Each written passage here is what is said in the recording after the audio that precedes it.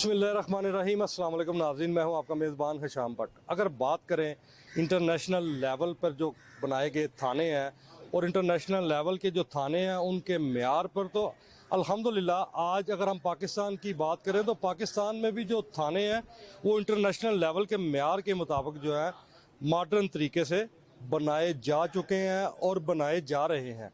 इस वक्त हम इचरे थाने में मौजूद हैं, जो कि इचरे थाने की जो बिल्डिंग है, पुरानी बसीदा बिल्डिंग को ख़त्म कर कर एक मॉडर्न थाने की शक्ल दे दी गई है थाना इचरे को। ये जो इक़दामात हैं आईजी पंजाब डॉक्टर उस्मान अनवर की जानिब से किए जा रहे हैं।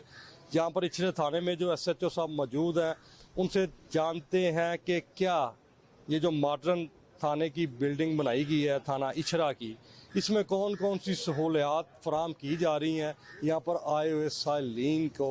आइए मेरे साथ चलिए, SHO साहब से सारी जो हकीकत है मॉडर्न थाने के हवाले से, जो मौजूदा सूरत हाल है, उस पर बात करते हैं।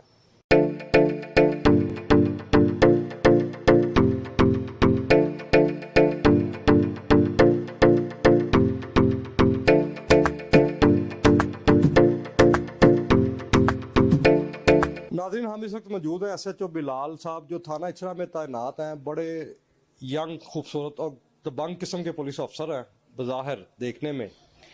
इनसे जानते हैं कि ये मॉडर्न जो थाना आईजी साहब की काविश से बनाया गया है थाना इचरा, इसमें आने वाले साइलिन को क्या सहूलत मिल रही हैं और मॉडर्न थाने बनाने से क्राइम में किस हद तक कमी आई है या आएगी। मज़ीद बिलाल साहब से जानते हैं। बिलाल भाई, ये बताइएगा कि ये जो मॉडर्न बिल्डिंग है इस थाने की, ये बनने से मौजूदा सूरत हाल में किस तरह की तब्दीली आई है? देखें जी, ये थानों को मॉडर्न बनाने का मकसद सिप्स इनिशिएटिव है जी। बेसिकली सिप्स इनिशिएटिव हैं क्या? ये वो इनिशिएटिव हैं जिससे हम पब्लिक को फैसिलिटेट करते हैं, पब्लिक के लिए आसानियां पैदा करते हैं और पब्लिक के लिए एक सॉफ्ट इमेज पुलिस का जाता है। जब कोई भी बंदा थाने में आता है तो वो इन सहूलियात से इस्तेफादा हासिल करता है, तो उससे पुलिस की भी एक सॉफ्ट इमेज जाती है। दूसरा, उसे कोई थाने में किसी किस्म का ऐसा माहौल नहीं मिलता कि जिससे उससे के ज़हन में वो जो थाना कल्चर की जो पुरानी एक चली आ रही थी रीत, वो उसके जहन में आती। अब जो भी कोई साइल थाने में आता है वो पुलिस का एक सॉफ्ट इमेज लेके जाता है और जो हमने ये सहूलियात थाने में इस्टेब्लिश की हैं, इनसे वो इस्तेफादा भी हासिल करता है और मुतमिन होके जाता है कि पुलिस का किरदार अब दिन ब दिन पॉजिटिव हो रहा है। मैं चाहूँगा कि नाजरीन भी देखें कि इस थाने में जो मॉडर्न थाना बनाया गया थाना इचरा, इसमें क्या क्या ऐसी सहूलियात हैं जिससे आवाम को फ़ायदा हो रहा है। आइए ज़रा मेरे साथ चलिए और मुझे थोड़ा सा यहाँ का विज़िट करा के बताएं कि फ़लाँ जगह पे ये चीज़ हो रही है, फ़लाँ जगह पे ये चीज़ हो रही है। आइए नाज़रीन, साथ चलते हैं बिलाल साहब के और देखते हैं कि यहाँ पर जो मॉडर्न बिल्डिंग बनाई गई है थाने की, उसमें कौन कौन सी सहूलियात मौजूद हैं। आइए मेरे साथ चलिए। बिलाल भाई, ये बताइएगा कि ये अपना ये जो पोर्शन है ये किस चीज़ के लिए बनाया गया है, बेसिकली ये क्या है? बेसिकली जब कोई भी बंदा थाने में आता है तो उसने सबसे पहले आना होता है क्यूमेटिक मशीन। आइए ज़रा साथ चलिए, प्लीज़ बताइएगा। नाज़रीन, सबसे पहले क्यू मैट्रिक पे आना होता है मशीन पे, बिलाल साहब ने बताया है जी। ये क्यू उसने अपने मकसद की चीज़ सेलेक्ट करनी है कि मैं किस मकसद के लिए आया हूँ थाने। अपना वो फ़ोन नंबर यहाँ लिखेगा। फ़ोन नंबर लिखने के बाद अपना, यहाँ क्योंकि 2 थाने हैं, शादमान है और इचरा है, अपना थाना सेलेक्ट करेगा और उसकी एक स्लिप बाहर आ जाएगी। अच्छा, इन केस अगर कोई नाख्वानदा साइल आ जाता है जो ये नहीं पढ़ सकता, तो उसके लिए भी कोई यहाँ पर आपने कोई एहलकार? गाइड कांस्टेबल होता है जी, हर टाइम गाइड कांस्टेबल थाने में मौजूद होता है और वो साइल को गाइड करता है। मसलन कोई भी बंदा ना ख्वानदा है तो थाने के जब एंटर होना है तो एंट्रेंस पे हमारा गाइड कांस्टेबल बैठा होता है और वो उससे पूछ लेता है आप किस मकसद के लिए आए हैं। ये वाला जो पोर्शन है ये इसके क्या मकसद है, ये किस लिए ये पोर्शन बनाया गया? ये फ्रंट डेस्क है जी। फ्रंट डेस्क पे हमारा मसलन जब साइल ने यहाँ से अपना स्लिप लेनी है तो ये काउंटर डिस्प्ले हो रहे हैं, उस पर एक चिट नंबर चल रहा होगा और वो जैसे यहाँ डिस्प्ले होगा तो वो अपने उसे टोकन अपना सर्व करेगा यहाँ और अपनी एप्लीकेशन सबमिट करवाएगा और यहाँ से उसे एक रिसीविंग स्लिप मिल जाएगी और उसे जिस ऑफिसर को उसकी एप्लीकेशन मार्क होगी वो भी उस पर लिखा होगा और इसका एक ना स्पेसिफिक टाइम है जो लिखा होगा कि इतने टाइम के अंदर अंदर आपकी एप्लीकेशन पे कार्रवाई होगी। वो अगेंस्ट प्रॉपर्टी जो एप्लीकेशंस हैं उसमें हमारा 8 घंटे का टाइम है, और जो हीनियस क्राइम जो है मसलन उनमें हमारा 3 घंटे का भी टाइम है। तो इस तरह आप जो है आमने अवामी सहूलियात अवाम को देखते हुए अवामी सहूलियात इसको मेरा ख्याल है कि अपना फ्रंट डेस्क बोला जाता है, जहाँ पर आके साहिल अपना एप्लीकेशन सबमिट करवाता है और जो मुतलका जो इन्वेस्टिगेशन अफसर होता है वो पता चलता है साहिल को जी मेरी एप्लीकेशन फलान ऑफिसर को मार्क हुई है।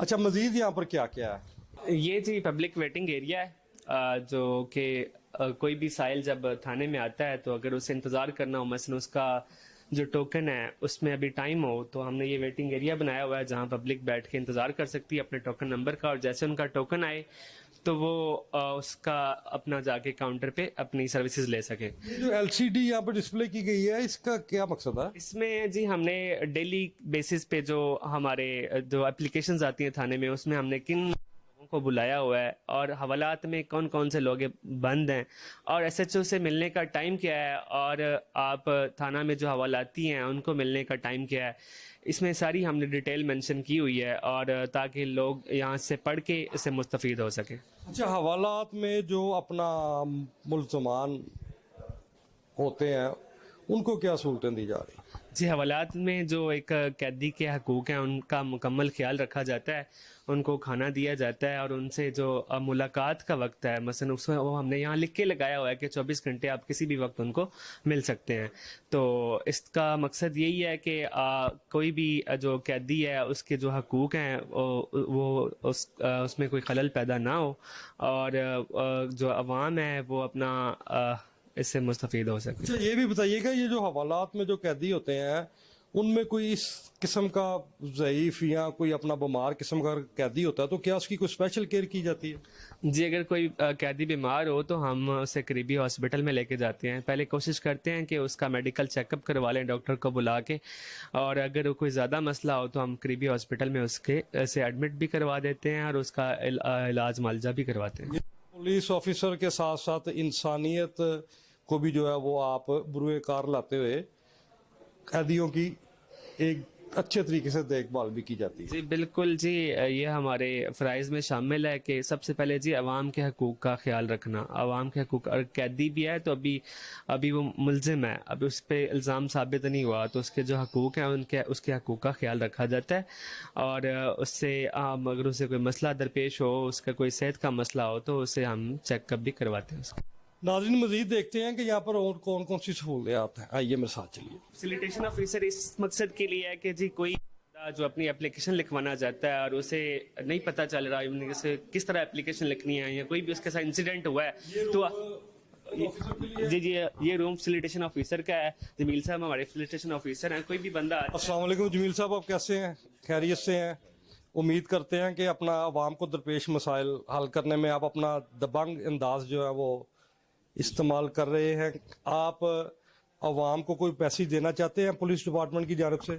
इंशाल्लाह जी, ये हमारी ड्यूटी है और इसी काम की हम तनख्वाह लेते हैं। आवाम से यही गुजारिश है कि अगर कोई ऐसा कोई मामला होता है तो खुद इन्वाल्व ना कानून के हवाले करें, उसको तहरीरी तौर पर लिख कर दें। अगर कोई मसला आया है तो हम हाजिर हैं, उसके लिए तैयार हैं। लेकिन नाज़रीन, कितनी प्यारी बात की है दबंग पुलिस ऑफिसर जनाब जमील साहब ने कि आवाम को खुल्लम खुल्ला एक पैगाम दे रहे हैं कि किसी भी हालत में कानून को अपने हाथ ना लिया जाए। मजीद क्या मामला है वो एसएचओ साहब से जानते हैं। जी सर बताइए। फैसिलिटेशन ऑफिसर का ये भी मकसद है जी, कोई बंदा यहाँ एप्लीकेशन लिखने के काबिल नहीं है, मसलन उसके साथ कोई वकुआ हो गया है तो उसे नहीं पता कि मैंने एप्लीकेशन किस तरह लिखनी है, तो हमारा फैसिलिटेशन ऑफिसर 24 घंटे थाना में मौजूद होता है। ये उस बंदे को गाइड करेगा कि आपकी एप्लीकेशन इस तरह लिखनी है, और ये बाकायदा उनको एप्लीकेशन लिख के देंगे। और गाइड कांस्टेबल जो हमारा, मैं आपको पहले बता चुका हूँ, गाइड उससे पहले ही गाइड करता है। अगर उसे एप्लीकेशन लिखनी नहीं आती तो गाइड ही उस बंदे को फैसिलिटेशन ऑफिसर के पास लेके आता है।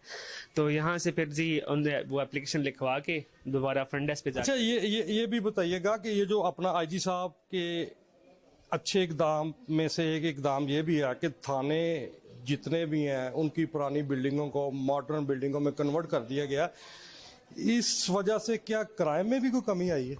जी देखें, क्राइम पे इसका इम्पैक्ट तो ज़रूर है जी। देखें आप कि जब पब्लिक देखती है कि हमारी जो है हमें सहूलियात मिल रही हैं, हम ऐसी मसलन ऐसे थानों में जाके मसलन उनका एक इमेज पुलिस के बारे में चेंज होता है, तो नो डाउट कि पुलिस का ना एक सॉफ्ट इमेज चला जाता है लोगों की नज़रों में, और लोग कानून से मुतासर होना शुरू होते हैं कि यार हमारे इदारे जो हैं वो काम करना शुरू कर दिया उन्होंने, और अदारों पे एतमाद बहाल होना शुरू होता है लोगों का। तो लोगों के एक आप कह सकते हैं कि जी एक सॉफ्ट इमेज जो है ना, ये हमारा जो किरदार है उसको पॉजिटिव करने में और हमारा जो इमेज डेवलप करने में इसका बड़ा पॉजिटिव किरदार है। बाकी जो आपने क्राइम की बात की है, क्राइम तो जी क्राइम फाइटिंग से उसका होता है और वो हमारा बेसिक काम है, हम वो ऑन फील्ड करते हैं। अच्छा, ये बताइएगा कि आप एक रिस्पॉन्सिबल पुलिस ऑफिसर हैं और एसएचओ की पोस्ट पे तैनात हैं।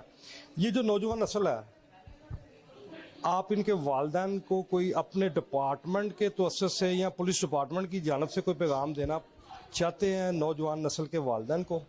जी बिल्कुल, नौजवान नस्ल के वालिदैन को पैगाम यही है कि आजकल नौजवान नस्ल जो है वो मुख्तलिफ किस्म के जो गैर कानूनी और जो गैर इखलाकी कामों में इन्वॉल्व हो रही है, मसलन जैसे कि वन व्हीलिंग है, हवाई फायरिंग है, पतंगबाजी है, ये तीन ऐसे जो ना खूनी खेल हैं जिनसे जानों का ज़िया भी हो रहा है। तो मेरे वालिदैन के लिए यही पैगाम है कि ऐसे कामों में अपनी औलाद को इन्वॉल्व ना होने दें और उनको गाइड करें और उनको ब्रीफ करें कि ये जो काम है ये रियासत के भी ख़िलाफ़ हैं और कानून के भी ख़िलाफ़ हैं। इन कामों से जनाब किया जाए और कानून नाफिज करने वाले इदारों के साथ तावन किया जाए। ये एसएचओ इचरा बिलाल साहब हमारे साथ मौजूद थे। इन्होंने यहाँ पर जो मॉडर्न थाने में मौजूद सहूलियात हैं उनके बारे में भी हमें बताया, और मज़ीद यहाँ पर आने वाले जो साइलीन के मसाइल किस तरीके से हल किए जा रहे हैं उस हवाले से भी हमें बताया। और सबसे अहम और प्यारी बात इन्होंने ये बताई है कि पुलिस डिपार्टमेंट की जानब से नौजवान नस्ल के वालिदैन को ये पैगाम दिया जा रहा है कि जो हमारे आज के नौजवान हैं, जो हमारे पाकिस्तान का रोशन मुस्तकबिल है, नौजवान नस्ल के वालिदैन को चाहिए कि अपनी औलाद पर नज़र रखें कि क्या उनकी औलाद किसी गैर कानूनी सरगर्मी में तो मौजूद नहीं है या कोई गैर कानूनी सरगर्मियाँ तो नहीं कर रही जिनकी वजह से उनका मुस्तकबिल ख़तरे में आए।